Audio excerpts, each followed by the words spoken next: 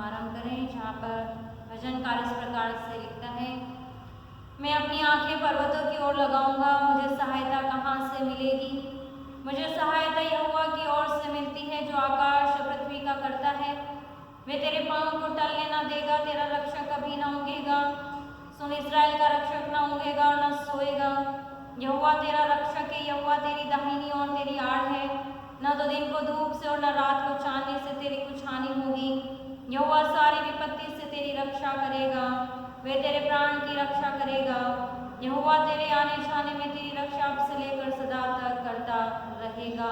पिता पुत्र पवित्र आत्मा के नाम में आमीन। आइए हम अपने सरों को झुकाएं और प्रार्थना मांगें। धन्यवाद, स्तुति और महिमा के योग्य हमारे जीवित सामर्थी दयालु अनुग्रहकारी प्रेम पिता परमेश्वर, आज की सुबह में आपके सम्मुख आते हुए आपको धन्यवाद का बलिदान चढ़ाते हैं। धन्यवाद देते हैं पिता परमेश्वर बीती रात्रि की आराम विश्राम सुरक्षा के लिए, जो आपने हम में से प्रत्येक जनों को प्रदान किया। और आज के सुबह पिता परमेश्वर, आपने एक नया दिन हमारे जीवन में दिखाया और हमें एक नए दिन में प्रवेश कराया है पिता। और नया बल, नई शक्ति, नई सामर्थ्य के साथ आपने हमें उठाया। इसके लिए हम पिता परमेश्वर आपके नाम को धन्यवाद देते हैं। आज की सुबह में हम पिता परमेश्वर आपकी हुजूरी में आए हैं कि हम सबत के दिन को पवित्र करके मान सकें। हम धन्यवाद देते हैं पिता परमेश्वर कि आपने 5 महीनों में प्रभु हम सबको संभाला, हमारी सुरक्षा की, हमारी आवश्यकताओं जरूरतों को पूरा किया। और आज के सुबह फिर से आपने समय दिया कि हम धन्यवादी बलिदान आपके सम्मुख लेकर आएँ और तमाम विनतियों को आपके सम्मुख रख सकें। पिता परमेश्वर, हमारी प्रार्थना और विनती है कि आज की सुबह की आराधना में आपकी उपस्थिति हमारे मध्य में बनी रहे। जब हर एक विश्वासी जन पिता परमेश्वर इस समय अपने घरों में बैठकर प्रभु आपकी आराधना में सम्मिलित होते हैं इन माध्यमों के द्वारा, तो सबके साथ होना प्रभु हर एक स्थान पर आपके पुत्र आत्मा की उपस्थिति को बनाए रखिएगा। जब हम पिता परमेश्वर सब मिलकर आपकी आराधना करें, स्तुति में गीत गाएं, वचन पढ़ें, मनन करें, साधों को बजाएं, विशेष गीतों को गाएं, ये सब कुछ प्रभु आपको भाने वाला हो सके। हम प्रार्थना करते हैं पिता परमेश्वर, आज का दिन हम सभी के जीवनों के बहुत सी आशीषों को लेकर आए। हम प्रार्थना और विनती किया चाहते हैं पिता परमेश्वर, संपूर्ण आराधना में आपकी उपस्थिति हमारे मध्य में बनी रहे। और पिता परमेश्वर, आप हम सबको आपके सत्य की आत्मा के प्रकाश से भर दीजिए, ताकि हम आत्मा और सच्चाई से आपकी आराधना करने वाले हो सकें। सारी आदर महिमा आप ही को देते हुए धन्यवाद के साथ इस प्रार्थना को मांगते मैं उद्धार करता प्रभु यीशु मसीह के मीठे और पवित्र नाम में आमीन। इस समय होगा कि हम प्रभु की महिमा में गीत गाएंगे। गीत नंबर 148, जंगली दरख्तों के दरमियान एक सेब के पेड़ के समान।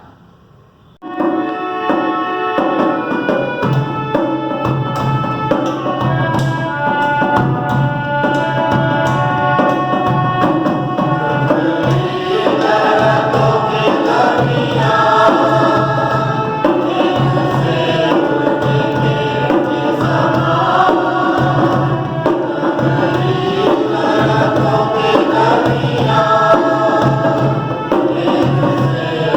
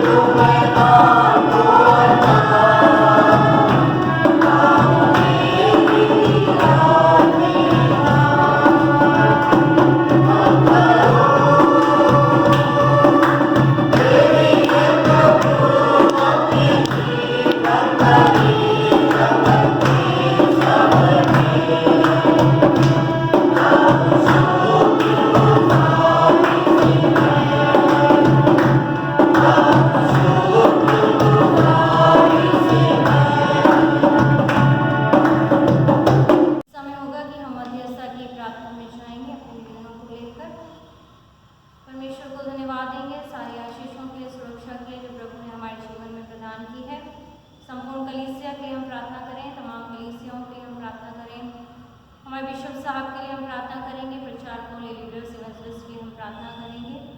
हम प्रार्थना करेंगे बीमारों के लिए, धन्यवाद देंगे हमारी बुजुर्ग दादी मिसेस ईवी लॉयल दादी को परमेश्वर ने छुआ, चंगाई दी और अभी वो घर पर स्वास्थ्य लाभ प्राप्त कर रही हैं। परमेश्वर अभी उन्हें चंगाई दे। उन्हीं के साथ साथ हम प्रार्थना करें रेवरेंड संजय डेविड के लिए, मिस्टर एडविन आई शरण के लिए, मिस्टर एरिक्सन एस सिंह के लिए, Mrs Iris Alfred, Mrs Gladys Alfred, Miss Pramila Alexander, Mrs Naveen Marker, Mr Kamal Vimal Alexander, Master Noah Pratim के लिए हम प्रार्थना करें, चित्रा हेनरी, बहन Savitri, Mr Chris Lloyd, Mr Agan James George, Mrs Premlata Menshami, Mrs Daya Mani Singh और प्रताप अंकल के लिए भी हम प्रार्थना करें। कितने दिनों उनके पेट में दर्द था, लेकिन प्रभु ने छुआ, चंगाई दी, हम धन्यवाद दें। Mrs Usha Anthony, mister Kapil Jaipur में है, बहन शिवानी के लिए, भाई आमोस के लिए हम प्रार्थना करें, बेटे आमोस के लिए, मिस्टर संजय जेम्स के लिए हम प्रार्थना करें और मिस्टर हंसराज, डॉक्टर प्रवीण और डॉक्टर तपस्या के लिए हम प्रार्थना करें, मिसेस प्रीतिका लॉरेंस और सभी बुजुर्गों के लिए हम प्रार्थना करेंगे। और हम प्रार्थना करें साथ ही कोटा के बीपी सिंह साहब के लिए जो आईसीयू में एडमिट है, परमेश्वर ने जल्द से जल्द चंगाई प्रदान करे। और मिसेस वीना के लिए हम प्रार्थना करें जो भरतपुर में है, परमेश्वर ने भी छुए, चंगाई दे। उन्हें कोरोना वायरस हुआ है, लेकिन हमारा विश्वास है बीते हफ्ता जब उन्होंने नाम लिया, हमने प्रार्थना की, प्रभु ने जरूर छुआ होगा। आप सब भी उनको प्रार्थनाओं में याद रखें। हम सभी निवेदनों को लेकर परमेश्वर के सम्मुख जाएंगे। आइए अपने सरों को झुकाएं और प्रार्थना मांगें। धन्यवाद, स्तुति और महिमा के योग्य पिता परमेश्वर, आज के सुबह में एक बार फिर हम आपकी हुजूरी में आते हैं। धन्यवाद देते हैं पिता परमेश्वर आज के दिन, समय, अवसर के लिए जो प्रभु आपने हमारे जीवन में दिखाया कि एक बार फिर पिता परमेश्वर हम अपने निवेदनों को लेकर आपके सम्मुख आएं, तमाम प्रियजनों के निवेदनों को लेकर आपके सम्मुख लेकर आ सकें। सबके लिए हम प्रभु आपसे मांग सकें, क्योंकि आप हमारे विश्वास योग्य प्रभु हैं और जब हम विश्वास से मांगते हैं तो पिता आप हमें प्रदान करते हैं। आज के सुबह में हम प्रार्थना और विनती करते हैं पिता परमेश्वर और धन्यवाद देते हैं उन तमाम आशीषों के लिए जो अब तक आपने हमारे जीवन प्रदान की। आपने सभी को सुरक्षित रखा है पिता, हर बड़ी दुर्घटना एक्सीडेंट से बचाया। हम आपको हृदय से धन्यवाद देते हैं। इससे पहले कि हम तमाम निवेदनों को आपके सम्मुख रखें, उससे पहले अपने जीवन को आपके हाथों में सौंप देते हैं। जाने अनजाने में यदि हमारे जीवन के द्वारा जो भी गुनाह, पाप, अपराध हुए हैं, मन, वचन, कर्म के द्वारा यदि हमने पिता परमेश्वर कुछ गलत किया है तो आप हमें क्षमा कीजिए और पिता हमारे निवेदनों को सुनकर प्रत्युत्तर हाँ और आमीन में प्रदान कीजिएगा।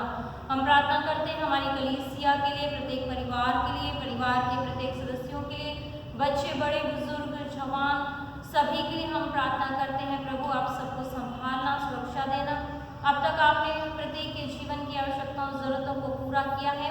आगे भी पिता परमेश्वर आपकी सुरक्षा प्रत्येक के जीवन में बनी रहे। जिनकी जैसी आवश्यकताएं प्रभु स्वर्गीय भंडार से पूरा कीजिएगा और सबको आपके पंखों तले छुपाए रखिए। बुजुर्गों के लिए विशेष प्रार्थना है प्रभु, आप उन्हें ताकत को सामर्थ्य दें और प्रभु उन्हें स्वस्थ बनाए रखें। कलीसिया के लिए और परिवारों के आशीष में बने रहें। प्रार्थना किया चाहते हैं हमारे पास कम्युनिटी के तमाम सदस्यों के लिए जिन्हें आपने चुना कि कलीसिया इंतजामों को देख सकें। आप उन सबको आशीषित कीजिए और आपकी महिमा के लिए इस्तेमाल कीजिए। हम प्रार्थना करते हैं संडे स्कूल के बच्चों के लिए, जो भी शिक्षाएं प्रभु आपके वचन की बातें हैं, उन वचनों को वो स्मरण रख सकें और आपके डर भय में अपने जीवन को बिताने वाले हो सकें।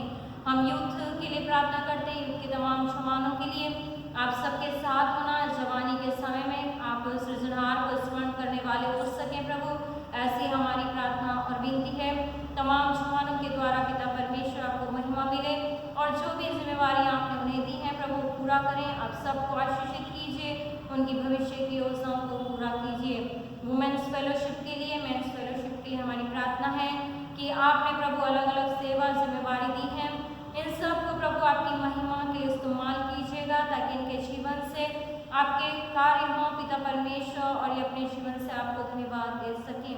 प्रार्थना और विनती किया चाहते हैं पिता परमेश्वर, इस समय हम खुदावन तमाम बीमारों के लिए जो हमारी कलीसियाओं में हैं, अन्य कलीसियाओं में हैं, जिन्होंने बड़े विश्वास के साथ अपने नामों को दिया है, हम प्रार्थना करते हैं और धन्यवाद देते हैं। बुजुर्ग ईवी लॉयल दादी जी के लिए जिन्हें आपने पिछले सप्ताह में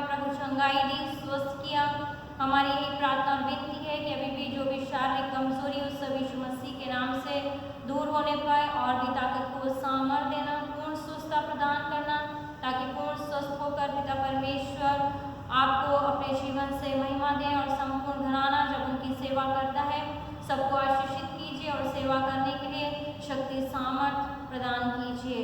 प्रार्थना करते हैं उन सभी के लिए जिनके नाम पिता परमेश्वर आपके सम्मुख लिए गए हैं, अलग अलग बीमारियों से ग्रसित हैं पिता परमेश्वर, हर एक के लिए हम आपकी स्वर्गीय चंगाई को मांगते हैं। आप सब कुछ में सीधा भरा हाथ बढ़ाएं ताकि वो सब प्रभु आपकी सामर्थ्य के द्वारा स्वस्थ हो सकें और प्रभु आपके नाम की जीवित गवाही देने वाले हो सकें। पढ़ने वाले बच्चों की प्रार्थना करते हैं जब प्रभु वो ऑनलाइन अपनी पढ़ाई कर रहे हैं मोबाइल के माध्यम के द्वारा, तो प्रभु आप उन्हें आशीषित करें। जो भी पढ़ते हैं उसे समझने के उन्हें बुद्धि ज्ञान प्रदान कीजिए ताकि वो सारी बातों को प्रभु ग्रहण करने वाले हो सकें। प्रार्थना करते हैं पिता परमेश्वर इस समय हम पूरे भारत देश के लिए, इस देश में प्रभु आपकी सुरक्षा बनी रहे, आपकी दया आपके अनुग्रह को आप बनाए रखें। जितने भी नागरिक प्रभु इस देश में रहते हैं उन्हें आपके सुरक्षा में हाथों में सौंपते हैं। अभी जब पिता परमेश्वर कोविड-19 बीमारी के कारण बहुत सी समस्याएं देश में उत्पन्न हुई हैं, हमारी प्रार्थना और विनती है प्रभु ये सारी समस्याएं दूर हों। देश के प्रधानमंत्री, राष्ट्रपति, सूबे के गवर्नरों की प्रार्थना है कि प्रभु आप उन्हें समझ बुद्धि ज्ञान दीजिएगा, आपका डर भय दीजिएगा ताकि प्रभु जो भी योजनाएं बनाए वो नागरिकों की भलाई के लिए होने वाली हो सकें और आपकी ओर से वो योजनाएं हों। हम प्रार्थना और विनती करते हैं पिता परमेश्वर इस समय उन स्थानों के जहाँ पर अतिवृष्टि के कारण बाढ़ है, पिता परमेश्वर असम के लिए, बिहार की हमारी प्रार्थना है, बम्बई की हमारी प्रार्थना है जहाँ पर अधिक बारिश होने के कारण बाढ़ आई है। पिता परमेश्वर वहाँ की स्थिति को आप नियंत्रित करें। जितने भी लोग हैं प्रभु आप उन्हें सुरक्षा दें, जान और माल की हानि न हो, लेकिन आपकी सुरक्षा वहाँ पर बनी रहने वाली हो सके। साथ ही हम प्रार्थना करते हैं उन स्थानों के जहाँ पर अभी बिल्कुल भी पानी नहीं बरसा है और किसान भी प्रभु बारिश की राह देख रहे हैं, उन स्थानों पर आप पानी बरसाएं ताकि प्रभु परमेश्वर जो फसलें किसानों ने बड़ी आशा के साथ बोई है वो नष्ट न हो लेकिन वो बढ़ने और फलने वाली हो सकें। प्रार्थना किया चाहते हैं पिता परमेश्वर इस समय हम हमारे राजस्थान प्रदेश के लिए, इस प्रदेश पर आपका अनुग्रह का हाथ बना रहे। हमारे प्रदेश के मुख्यमंत्री और तमाम जिले कलेक्टरों को आपके हाथों में सौंपते हैं। आप सबकी सहायता करना ताकि प्रभु इस प्रदेश का संचालन आपकी इच्छा के अनुसार कर सकें। हम प्रार्थना करते हैं इस समय पिता परमेश्वर हमारे बिशप साहब के लिए जिन्हें आपने बड़ी जिम्मेवारी दी प्रभु कि वो राजस्थान डायसिस का संचालन कर सकें, तमाम कलीसियों का मार्गदर्शन कर सकें। तो हमारी प्रार्थना है आप उन्हें सदा स्वस्थ तंदुरुस्त रखें, आपकी पवित्र आत्मा की उपस्थिति को उनके जीवन में बनाए रखें। आने वाले समय के लिए जो भी वो योजनाएं बनाते हैं, निर्णय लेते हैं प्रभु परमेश्वर सारी योजनाएं आपके तहत पूरी हों।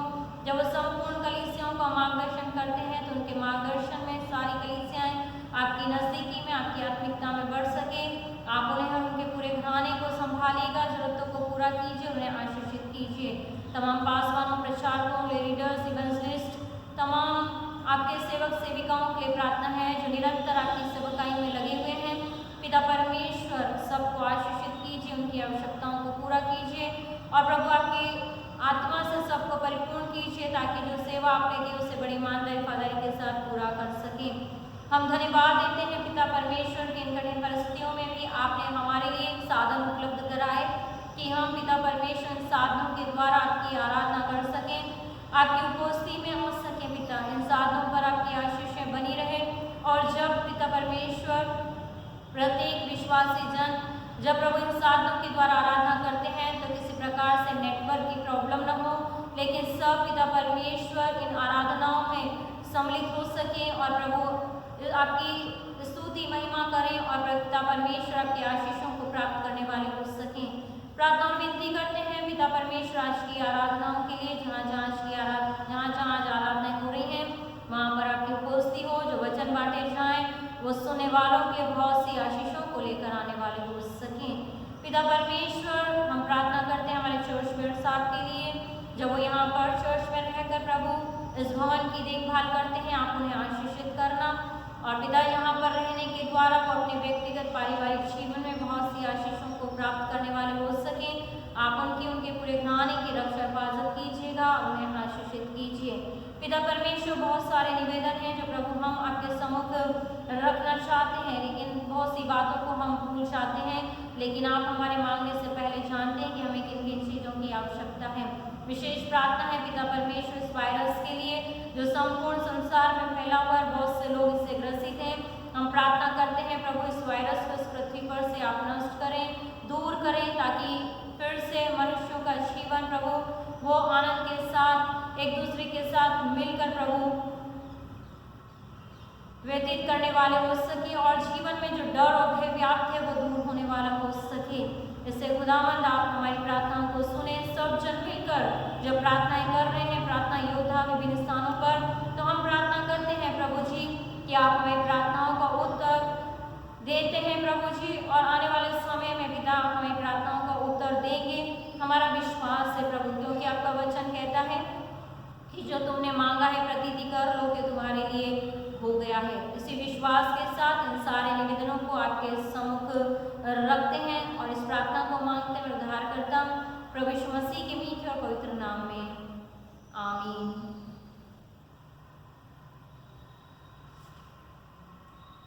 इस समय होगा कि हम पवित्र शास्त्र बाइबल का पाठ पढ़ने के लिए और सुनने के लिए निकालेंगे। आज की सुबह जो मनन के लिए हिस्सा चुना गया है वो हमें मिलता है प्रथम हिस्सा निर्गमन की किताब, उसका 19 अध्याय 1 से 8 तक। निर्गमन नामक पुस्तक, उसका 19 अध्याय 1 से 8 तक। इस पाठ को पढ़ने में हमारी सहायता मिस प्रियंका एल्बर्ट करेंगी। और दूसरा हिस्सा जो नए नियम में है वो हमें मिलता है इब्रानियों की किताब, उसका 4 अध्याय और उसकी 15 से लेकर 5 अध्याय की 5वीं आयत तक। इब्रानियों उसका 4 अध्याय उसकी 14 से लेकर 5वें अध्याय की 5वीं आयत तक। इस पाठ को पढ़ने में हमें सहायता मिसेस पूजा शमित मारकर करेंगी। प्रभु के मीठे और मधुर नाम में सभी को जय मसीह की। आइए हम पवित्र शास्त्र में से पढ़े निर्गमन उसका 19वां अध्याय उसकी 1 से लेकर 8 आयत तक। निर्गमन उसका 19वां अध्याय उसकी 1 से लेकर 8 आयत तक। इस्राएलियों को मिस्र देश से निकले हुए जिस दिन 3 महीने बीते, उसी दिन वह सीने के जंगल में आए। और जब वह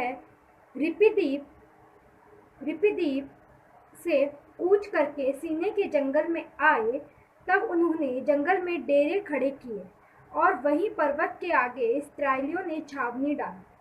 तब मूसा पर्वत पर परमेश्वर के पास चढ़ गया और यहोवा ने पर्वत पर से उसको पुकार कर कहा, याकूब के घराने से ऐसा कह और इस्राएलियों को मेरा यह वचन सुना।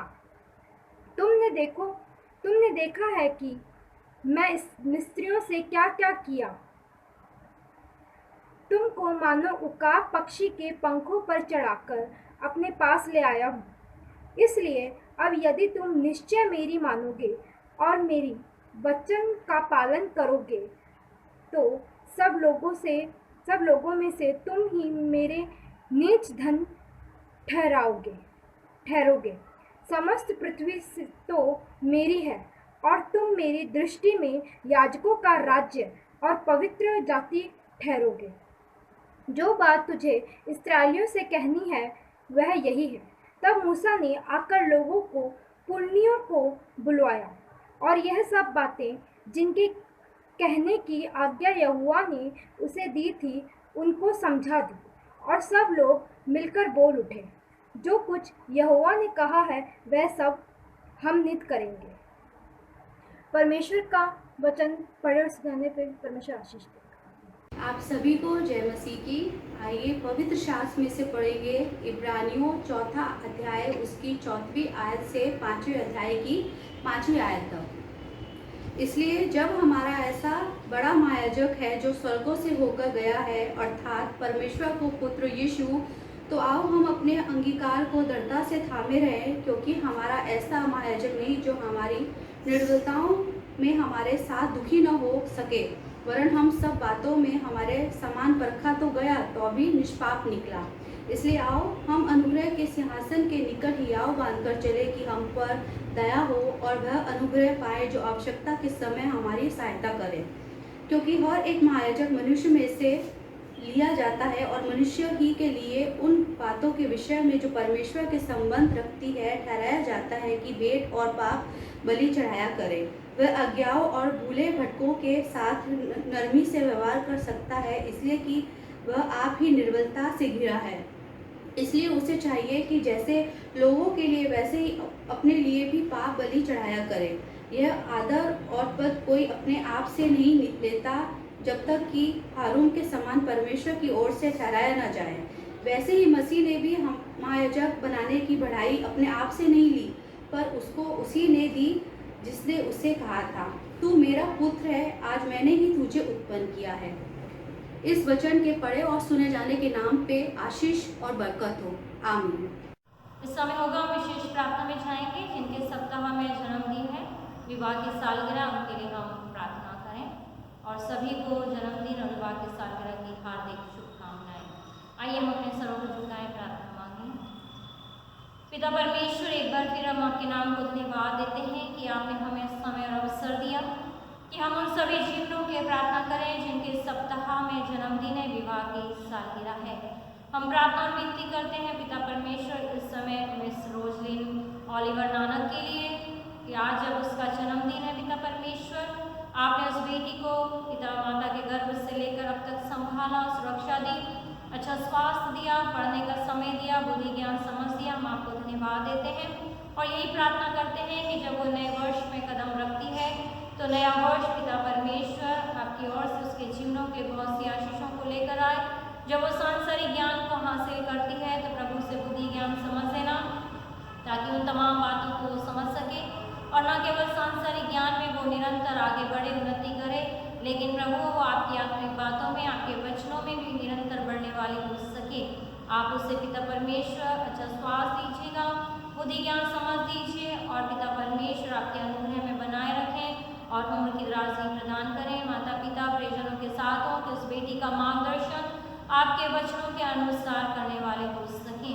प्रार्थना किया चाहते हैं और भी तमाम जनों के लिए जो इस सप्ताह में अपने जन्मदिन को मनाते हैं, बच्चे हैं, बड़े हैं, बुजुर्ग हैं, जवान हैं, सभी के लिए हमारी प्रार्थना है कि आप सबको सदा स्वस्थ तंदुरुस्त रखिए, प्रत्येक के जीवन की आवश्यकताएं आपके द्वारा पूरी हो। जिस प्रकार बीते वर्षों में आपने सभी को संभाला, नए वर्ष में भी प्रत्येक दिन आपका मार्गदर्शन प्रत्येक के जीवन में बना रहे और प्रभु जो भी योजनाएं वो बनाए वो नए वर्ष में पूरी होने वाली हो सके।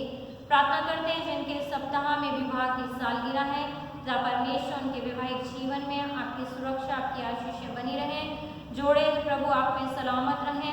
हम प्रार्थना करते हैं नए वर्ष के लिए जो योजनाएं बनाते हैं वो आप में होकर उनके जीवन में पूरी होने वाली हो सके और वो अपने व्यक्तिगत पारिवारिक जीवन के द्वारा सदा आपको महिमा दें। प्रार्थना किया चाहते हैं पिता परमेश्वर कि आप सभी को व्यक्तिगत रीति से, पारिवारिक रीति से, कलीसियाई रीति से और सामाजिक रीति से आशीषित करते जाएं। आपने हमारी प्रार्थना सुनी, हम धन्यवाद देते हैं। इस प्रार्थना को मांग लेते हैं उद्धारकर्ता प्रभु यीशु मसीह के मीठे और पवित्र नाम में, आमीन। इस समय होगा कि हम सुसमाचार का पाठ पढ़ने के लिए निकालेंगे जो हमें मिलता है मत्ती रचित सुसमाचार, उसका 11वां अध्याय, उसकी 25 आयत से लेकर 30 आयत तक। मत्ती रचित सुसमाचार उसका 11वां अध्याय 25 से 30 आयत तक, जहाँ पर परमेश्वर के वचन में इस प्रकार से लिखा है। उसी समय यीशु ने कहा, हे पिता, स्वर्ग और पृथ्वी के प्रभु, मैं तेरा धन्यवाद करता हूँ कि तूने इन बातों को ज्ञानियों और समझदारों से छिपा रखा और बातों पर प्रकट किया है। हाँ हे पिता, क्योंकि तुझे यही अच्छा लगा। मेरे पिता ने मुझे सब कुछ सौंपा है और कोई पुत्र को नहीं जानता केवल पिता, और कोई पिता को नहीं जानता केवल पुत्र, और वह जिस पर पुत्र उसे प्रकट करना चाहे। है सब परिश्रम करने वालों और बोझ से दबे हुए लोगों, मेरे पास आओ, मैं तुम्हें विश्राम दूंगा। मेरा जुआ अपने ऊपर उठा लो और मुझसे सीखो, क्योंकि मैं नम्र और मन में दीन हूँ, और तुम अपने मन में विश्राम पाओगे, क्योंकि मेरा जुआ सहज और मेरा बोझ हल्का है। परमेश्वर इन वचनों के पढ़े सुनाने पर आशीष और बरकत दे, आमीन। आज की सुबह आप सभी का आज की आराधना में हम स्वागत करते हैं और परमेश्वर को धन्यवाद दें आज के दिन के लिए, इसमें प्रभु ने हमें रखा कि फिर से हम उसकी उपस्थिति में आए और उसकी आराधना कर सकें। और साथ ही आप सभी को प्रभु यीशु मसीह के नाम में मेरा सलाम और जय मसीह की।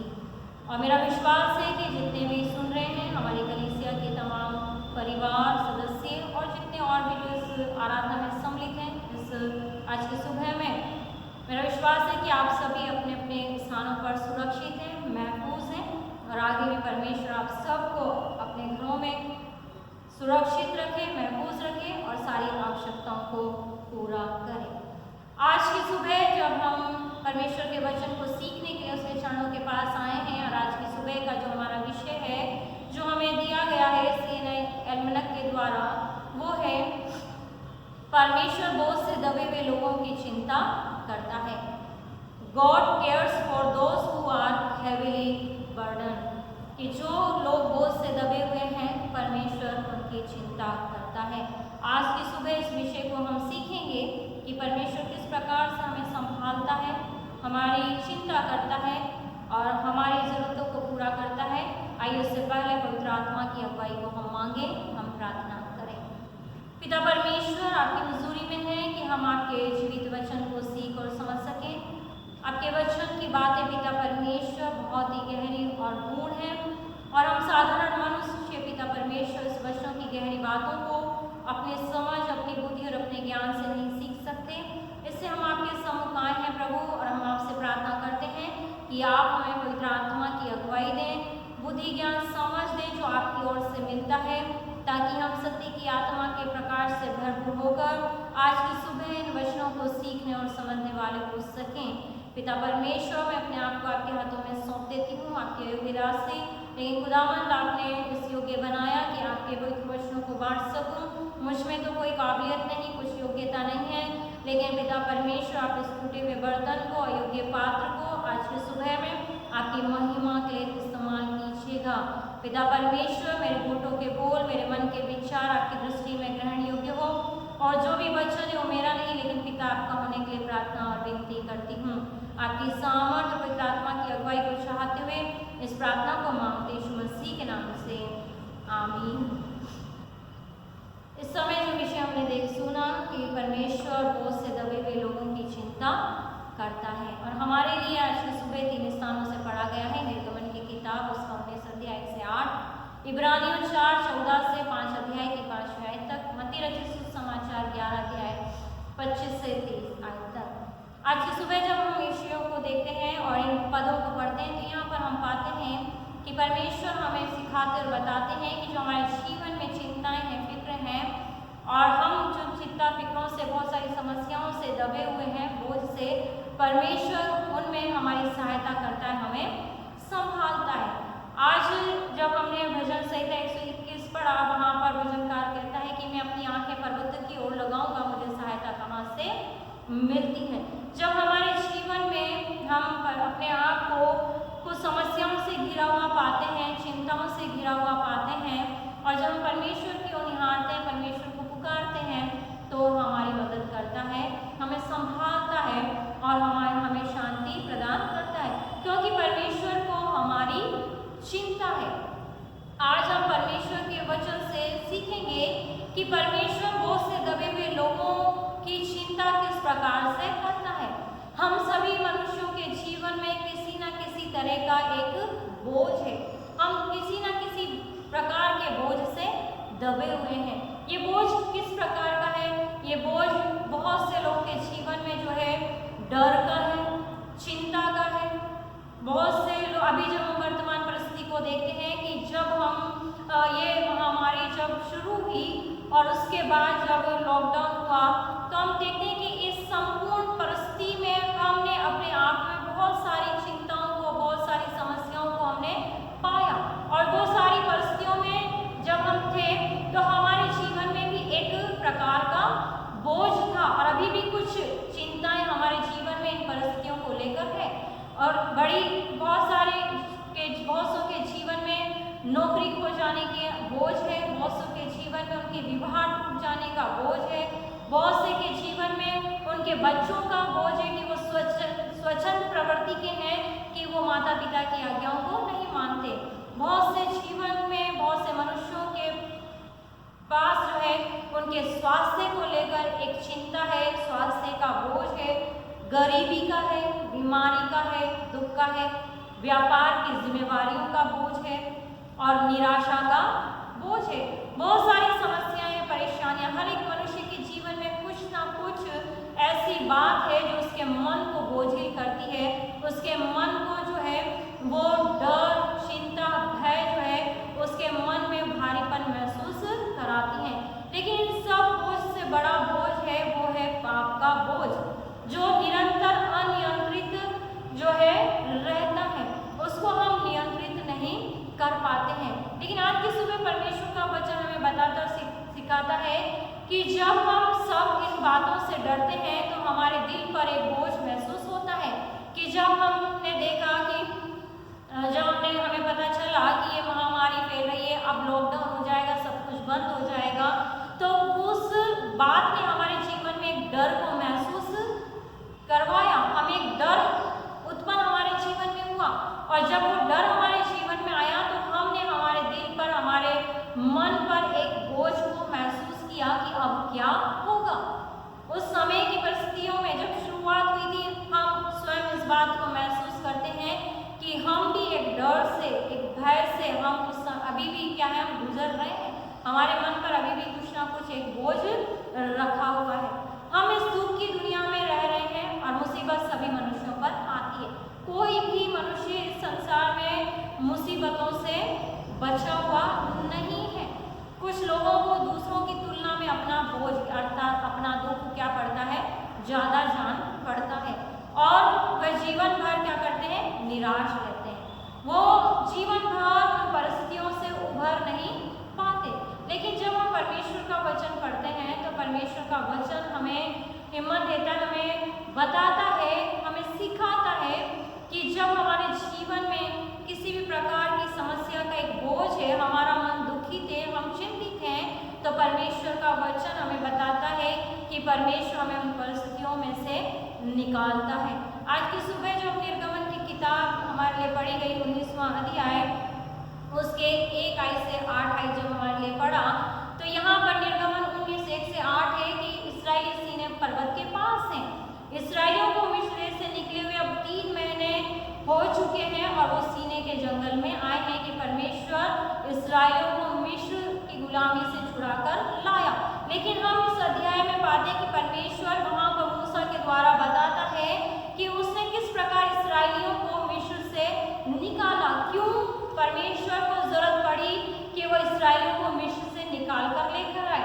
यहाँ पर हम 19वें अध्याय से पहले यदि हम निर्गमन की पुस्तक और उसका पहला अध्याय और उससे के 11 से 14 वचन तक पढ़ें और निर्गमन की किताब उसका 3 अध्याय उसके 7वें वचन को पढ़ें तो वहाँ पर हम पाते हैं कि जब इस्राएली मिस्र देश में है, वहाँ पर एक नया राजा जब आ गया है जो उनको नहीं जानता, तो वहाँ हम पाते हैं 11वें अध्याय से पहले अध्याय के 11वें ऐसे कि उन्होंने उन पर बेगारी करने वालों को नियुक्त कर दिया और उन पर बहुत बाहर डालते गए। और इसी में हम पढ़ते हैं 14 तक जब आप पढ़ेंगे तो वहाँ पर लिखा है कि वो मिस्री लोग जो है इस्राएलियों के साथ बहुत कठोरता के साथ क्या कर रहे हैं, सेवा करा रहे हैं। इस्राएली वहाँ पर दुख में है, परेशानी में है, पीड़ा में है और परमेश्वर उनकी पीड़ा को देखता है, उनके दुख को देखता है कि इस्राएलियों के ऊपर वो क्या कर रहे हैं, कार्य का भार डालते जा रहे हैं, कार्य के भार के द्वारा उनको क्या कर रहे हैं, परेशान कर रहे हैं।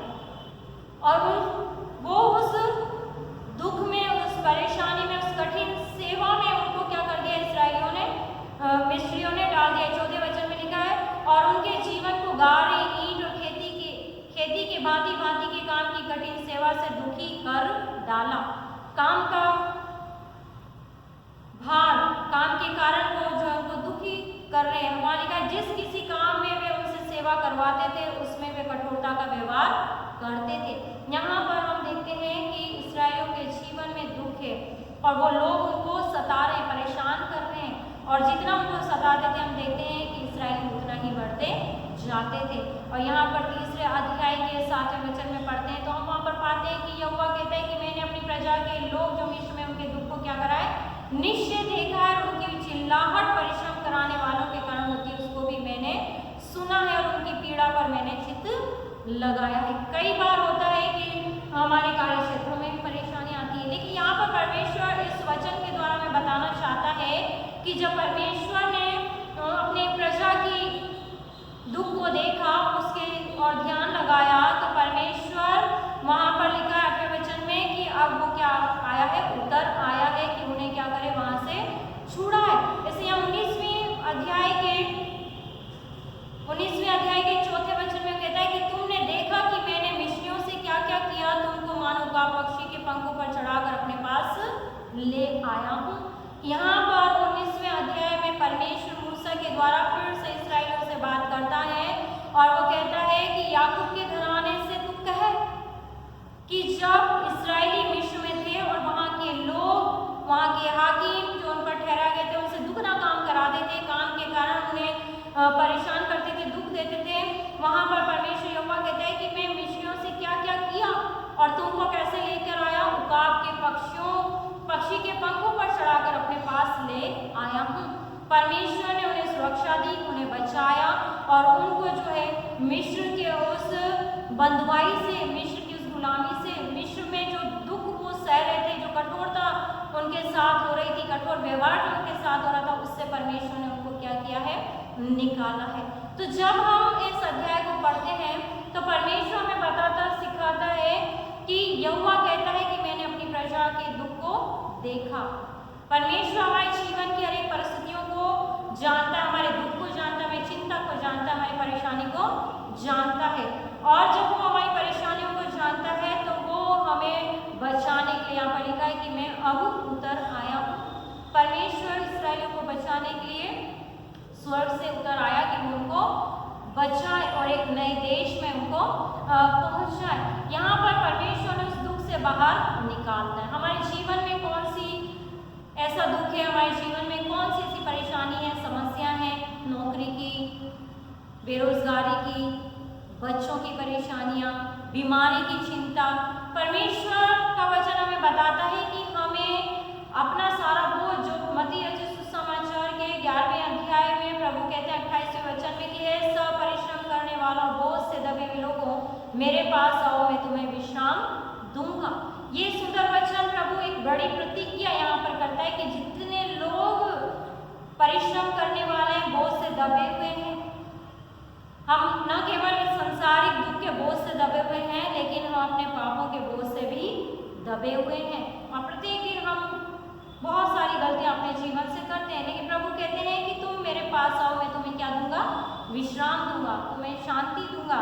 और भजन संहिता उसका 55 और उसका 22 वचन जब हम पढ़ते हैं तो वहाँ पर परमेश्वर की प्रतिज्ञा है, वायदा है, मालिक अपना बोझ यहोवा पर डाल दे, वे तुझे संभालेगा।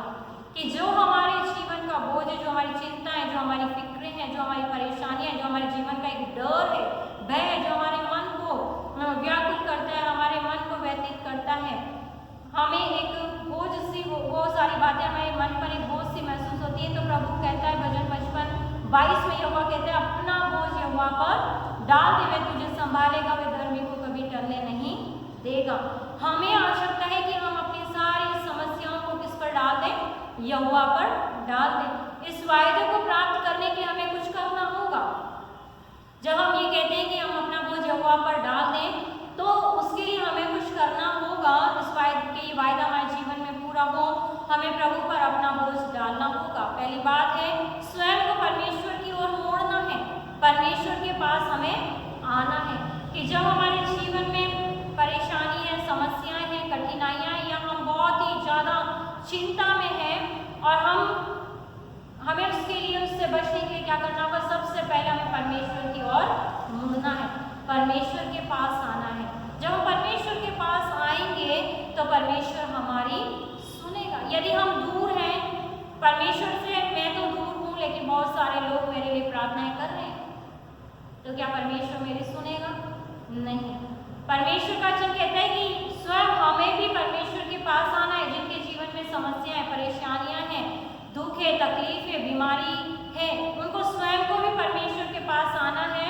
जैसे इब्रानियों 4:16 में लिखा है, जो इब्रानियों का 4 अध्याय जो हमने पढ़ा, वहाँ पर लिखा है इसलिए आओ हम अनुग्रह के सिंहासन के निकट लियाओ बांध कर चलें कि हम पर दया हो।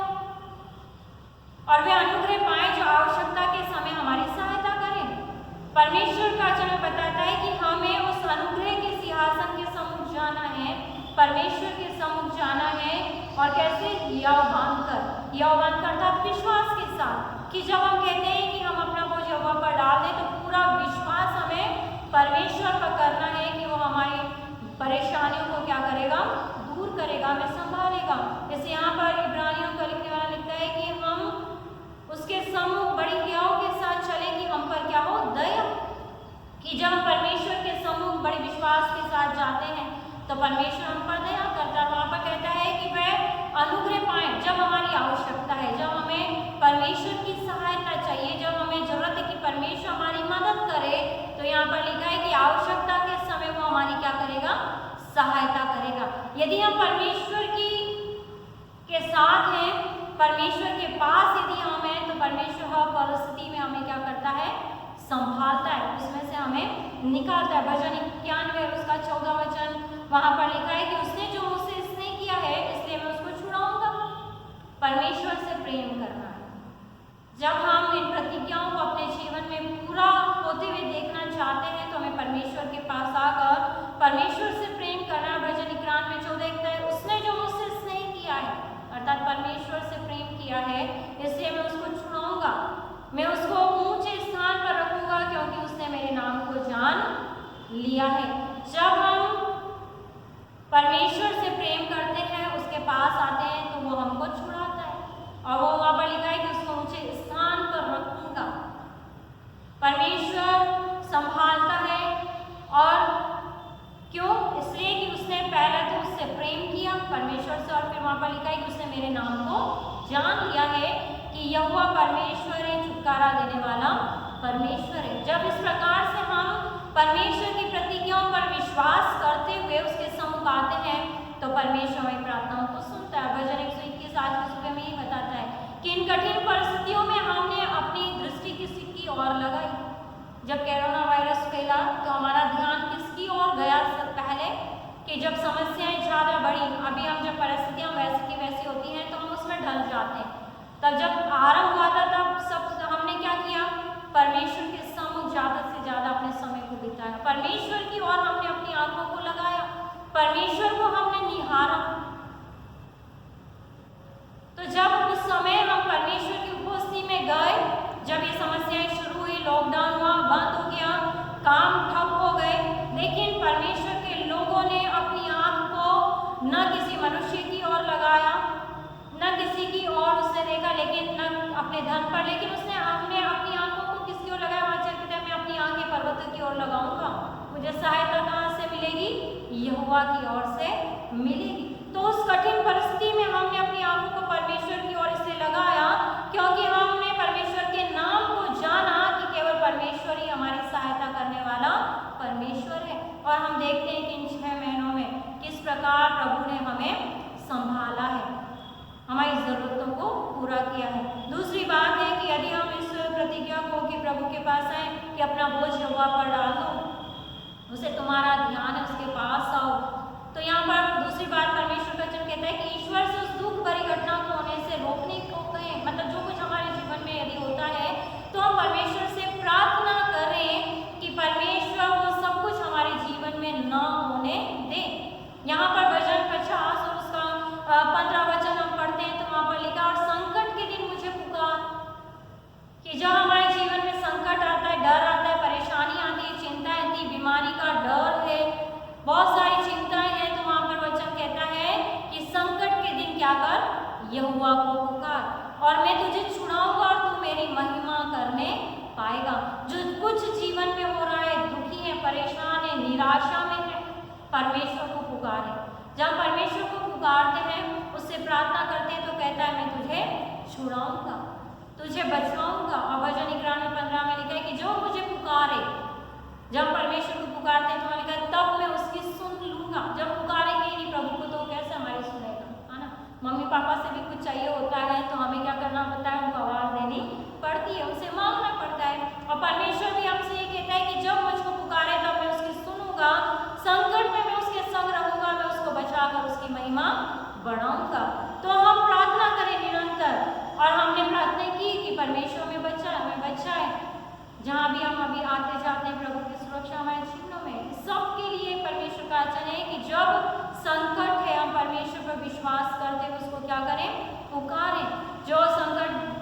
में आता है, जो घटनाएं हमारे जीवन में होती हैं, उन पर वो हमारे जीवन में एक निराशा को लेकर आती है। लेकिन वचन कहता है कि हम उन बातों को परमेश्वर पर डालते हुए उसको पुकारे तो हमारी सुनेगा। वहाँ लिखा है मैं उसको क्या करूँगा, बचाऊंगा और उसकी महिमा बढ़ाऊंगा, और भी उसे महिमित परमेश्वर करेगा। तीसरी बात इस प्रतिज्ञा को पूरा होने के लिए कि अपना बोझ यहोवा पर डाल दो, तुम्हें संभालेगा। और प्रभु यीशु मसीह भी ये कहते हैं कि परिश्रम करने वालों बोझ से दबे हुए लोगों मेरे पास आओ। तो जब हम प्रभु के पास जाते हैं, उसको पुकारते हैं, तो हमें तीसरा काम क्या करना है कि जो कुछ हमारे जीवन में हो रहा है, और प्रभु जब कई बार हमारे जीवन में ऐसा होता है कि हम प्रार्थना करते हैं लेकिन हमारे जीवन में वो परिस्थितियां बनी रहती हैं, वो परिस्थितियां दूर नहीं होती। लेकिन विश्वास करें कि यदि वह इस दर्दनाक घटना को होने देता है तो वह आपको उसके लिए और अधिक खुशी प्रदान करेगा। कई बार हमारे जीवन में ऐसी परिस्थितियां होती हैं कि हम उससे बाहर निकलना चाहते हैं कि ये दुख हमारे जीवन में क्यों, इससे हम क्यों बाहर नहीं निकल रहे। लेकिन कभी कभी हमारे जीवन में जो दुख, तकलीफ, परेशानियां आती हैं, हमारे जीवन को और भी आनंदित करने के लिए आती हैं। तो कई बार हम परमेश्वर के भेदों को, उसकी बातों को समझ नहीं सकते। भजन संहिता 16 और उसके 11 में लिखा है कि तू मुझे जीवन का रास्ता दिखाएगा। कई बार जब हमारे जीवन में दर्दनाक घटनाएं होती हैं, कठिन परिस्थितियां होती हैं, वो क्यों होती है कि हम सही मार्ग को जान सकें, परमेश्वर की इच्छा को हम जान सकें। इसलिए वहां पर लिखा है तू मुझे जीवन का रास्ता दिखाएगा। जब ये वायरस फैला तो सब लोगों ने, काफी दुनिया में जब ये हो रही है, ये वायरस फैला है, तो कहा कि प्रकृति और सब मनुष्यों ने क्या किया, सब संपूर्ण पृथ्वी पर अपने अधिकार को जमाने का प्रयास किया है। प्रकृति सब कुछ को वो अपने हाथों में ले लेना चाहता था। मनुष्य ने वो किया जो परमेश्वर नहीं चाहता, परमेश्वर से बढ़कर उसने अपने आप को समझा। तो परमेश्वर से जब हम दूर हो जाते हैं, हमारे जीवन में कुछ बातें होती है, घटनाएं होती है, दुर्घटना होती है, वो इसलिए होती है कि हम वास्तव में उस सही मार्ग को जान सकें जो हमारे जीवन के लिए अच्छा है। तो वहां पर जब कहता है जो दुख मेरे जीवन में आया वो इसलिए भला था कि मैं तेरी व्यवस्था की बातों को जान सकूं, मैं तेरे नियमों को सीख सकूं, जान सकूं। तो यहाँ पर भजनकार कहता है तू मुझे जीवन का रास्ता दिखाएगा, तेरे निकट आनंद की भरपूरी है, तेरे दाहिने हाथ में सुख सर्वदा बना रहता है। तो हम विश्वास करें कि यदि कुछ घटनाएं हमारे जीवन में हो रही है, बनी हुई है, तो परमेश्वर जरूर आने वाले समय में हमें दुगनी आशीषें, दुगना आनंद हमें प्रदान करने वाला है। क्योंकि उसके निकट जब बने रहते हैं तो परमेश्वर हमें आनंद से भरता है। उन परिस्थितियों में हम परमेश्वर से दूर ना जाएं, लेकिन वो भी परमेश्वर के निकट जाएं, खोजबीन करें, हम सोचें कि कहाँ पर हमसे गलती हुई है, कहाँ पर हमने परमेश्वर के विरुद्ध पाप किया है, और उससे जीवन का रास्ता हम पूछे। रोमियो 8:18 में लिखा है क्योंकि मैं समझता हूँ कि समय के दुख और क्लेश उस महिमा के सामने जो हम पर प्रकट होने वाले हैं कुछ भी नहीं।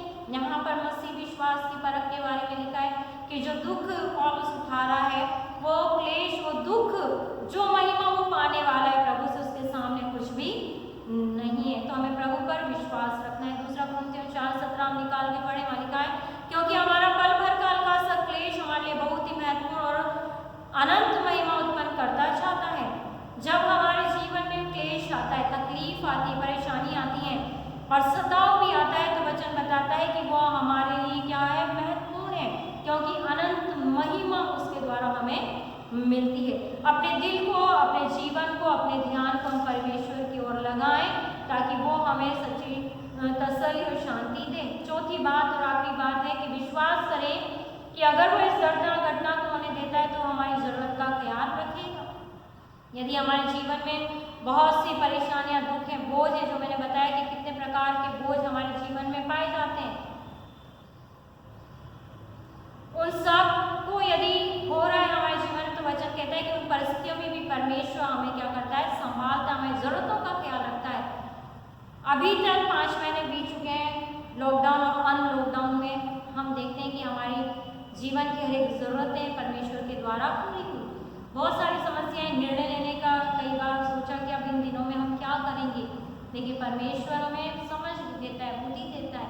हम विश्वास करें कि अगर वह इस दर्दनाक घटना को होने दे रहा है, कुछ भी गलत हो रहा है, तो परमेश्वर उस समय में हमें संभालेगा, हमारी जरूरतों को पूरा करेगा, क्योंकि उसको क्या है, हमारी चिंता है।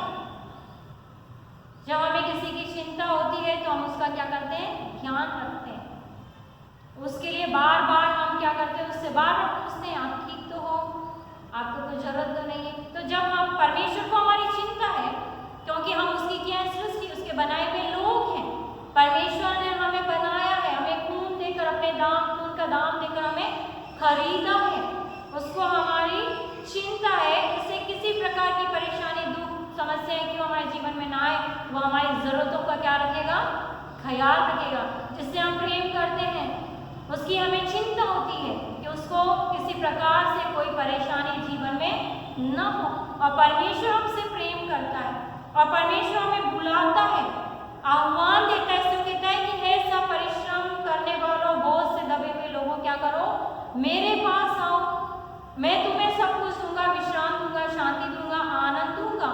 और हमारी जरूरतों को किस प्रकार पूरी करता है, हम देखें वहाँ पर याकूब 1:5, वहाँ लिखा है कि यदि किसी को तुम में से बुद्धि की घटी हो तो वो क्या करे, परमेश्वर से मांगे, जो बिना उलाहना दिए सबको उदारता से देता है, उसको दी जाएगा क्या, निर्णय लेने की शक्ति।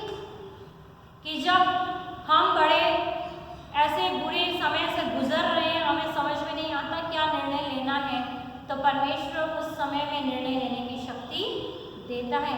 यदि हम माता पिता अपने बच्चों के स्वच्छंद व्यवहार से परेशान है कि उनके लिए क्या निर्णय लिया जाए, या लोग जो है अपनी गरीबी से परेशान है कि गरीबी कैसे दूर हो, परमेश्वर के पास आए, उससे बुद्धि ज्ञान समझ मांगे कि परमेश्वर किस प्रकार से इन परिस्थितियों से बाहर निकला जाए। और वहाँ वचन ये कहता है याकूब 1:5 में, हमें निर्णय लेने की शक्ति देता है, बुद्धि देता है, ज्ञान देता है, समझ देता है कि हम कठिन परिस्थितियों में सही निर्णय ले सके। मत्ती 6:33 में लिखा है, इसलिए पहले तुम परमेश्वर के राज्य और उसके धन की खोज करो। हमारी जरूरतों की बातें हो रही है कि वो हमारी जरूरतों का ख्याल रखता है, कि जब हमारे निर्णय लेने का कुछ सोच नहीं रहा है, प्रभु हमें बुद्धि देगा। दूसरा, हमारे धन की आशीष, भौतिक आशीषों को पूरी करेगा।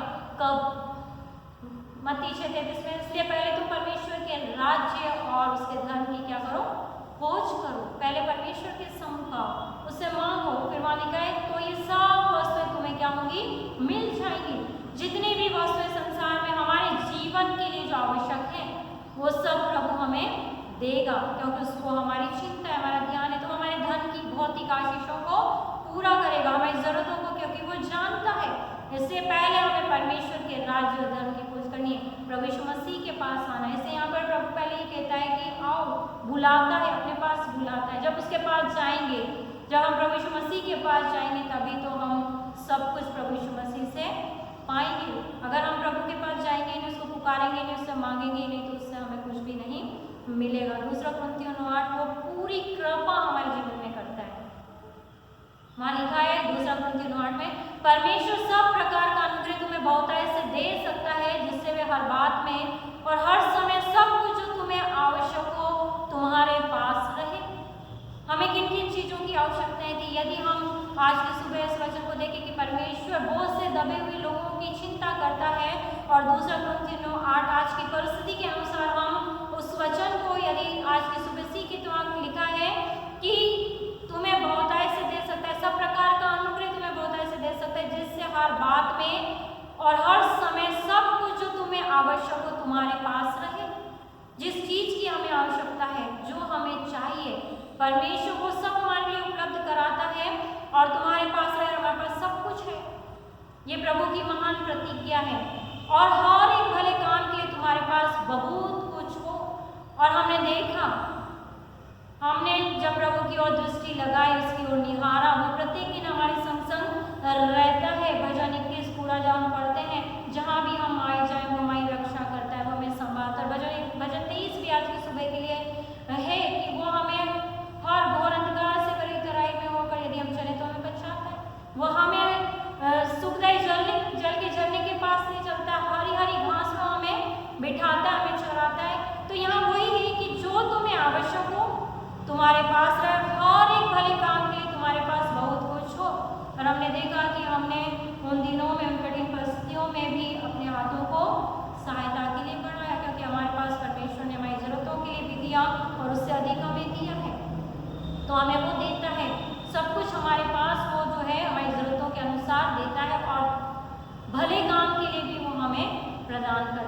2 पद पढ़ के और हम समाप्त करेंगे। फिलिपियों 4:13, पूरी सामर्थ, पूरी ताकत परमेश्वर देता है जब हम उसके पास आते हैं, जब हम उसको पुकारते हैं। मालिका है जो मुझे सामर्थ देता है उसमें सब कुछ कर सकता हूँ। हमें ताकत की जरूरत है उन कठिन परिस्थितियों में से, उन चिंताओं में, उन दर्दनाक घटनाओं में जो हमारे जीवन में होती हैं, उनसे उभरने के लिए हमें क्या चाहिए? ताकत चाहिए, हमें सामर्थ चाहिए। वो सामर्थ हमें कहाँ से मिलेगी? हमें किसी मनुष्य से नहीं मिल सकती, कि हमें अपने धन से वो सामर्थ नहीं मिल सकती। किसी भी परिस्थितियों से उभरने के लिए हमें सामर्थ केवल परमेश्वर देता है। और फिलिपियों में वचन ये कहता है कि वो हमें पूरी ताकत प्रदान करता है, कि जो मुझे सामर्थ देता है उसमें मैं सब कुछ कर सकता हूँ। चाहे जीवन में कैसी भी परिस्थितियाँ क्यों न हो, किसी प्रकार का बोझ हमारे मन पर क्यों न हो, उस बोझ को सहन करने की, उस बोझ से बाहर निकलने की शक्ति केवल परमेश्वर के पास है। और जब हम उससे मांगते हैं तो वो हमें देता है। इससे पहला पत्र 5 और 7 वचन कहता है, यदि हमारे जीवन में आज की सुबह बीमारी का बोझ है कि हमें अभी तक ठीक नहीं हुआ, यदि हमारे पास हमारे जीवनों में गरीबी है, हमारे जीवनों में तंगहाली है, हमारे जीवनों में किसी प्रकार का डर है, कोई रिश्ते टूटने का हमारे जीवन में डर है, यदि नौकरी, बहुत से हम देखते हैं कि अभी बहुत सारे रोजगार नहीं रहे, छिन गए, लेकिन यदि ये सब कुछ डर है आज की परिस्थिति में, तो पहला पत्र 5:7 कहता है, अपनी सारी चिंता उसी पर डाल दो क्योंकि उसको तुम्हारा ध्यान है। परमेश्वर को हमारा ध्यान है, हमारी हर एक छोटी बड़ी आवश्यकता जरूरतों को जानता है। इस सांसारिक बोझ के साथ हम अपने पाप का बोझ भी परमेश्वर पर डालें, क्योंकि गीतकार ने भी लगा, बोझ को अपने यीशु पर डालो, वो तुम्हारी चिंता करता। हमारे पाप का बोझ सबसे अधिक हमारे जीवनों में रहता है। ये परिस्थितियाँ ठीक होने के बाद हम उस बोझ से हल्के हो जाते हैं, लेकिन परमेश्वर कहता है कि हम पश्चाताप करें, उसके पास आते हैं तो वह हमारे पापों के बोझ को क्या करता है? उठा लेता है।